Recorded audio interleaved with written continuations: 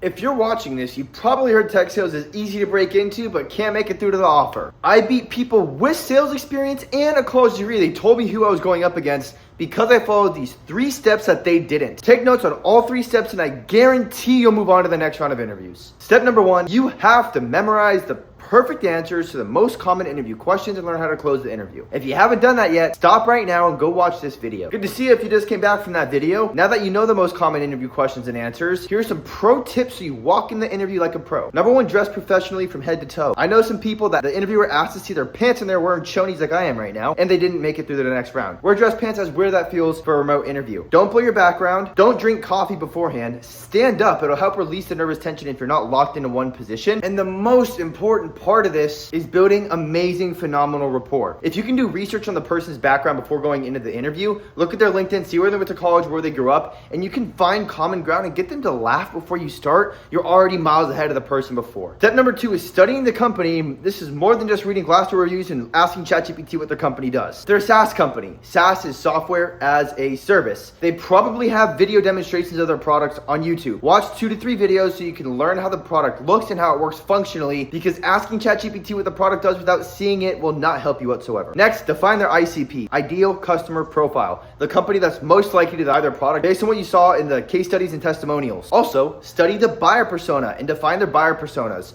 Buyer personas are the people they're most likely to sell to within the companies that fit the ICP. CEO, CFO, CTO, just examples of job titles. Understand that buyer personas day to day, what they care about, the pain that your product solves, and how it solves it, why they care. I know the term SaaS, ICP, buyer persona might sound like a lot to you, and this might be a lot of information flowing from me through the screen to you really fast. I don't have the time to put everything you need to actually land an interview and land the job in this video. So if you want the step-by-step blueprint, check the community link below. It's the exact system that helped our members, including myself, skip the 6 months of trial and error and actually land a job in tech without having experience or going to college in most cases. I think I went ahead of myself and I mentioned something about the case studies and testimonials without mentioning this first, but make sure you watch or memorize 2 to 3 of their customer stories or testimonials on their website, and you memorize where they were before, the name of the company, of course, the problem they were facing, how your product solved that problem, and the measurable result of where they were afterwards if they provide it. If you've gone out of your way to watch the YouTube videos and see how the product works, define the ideal customer profile and study the buyer personas, these case studies should snap into place for you, make a whole lot of sense. And finally, step 3, you have to put it all together.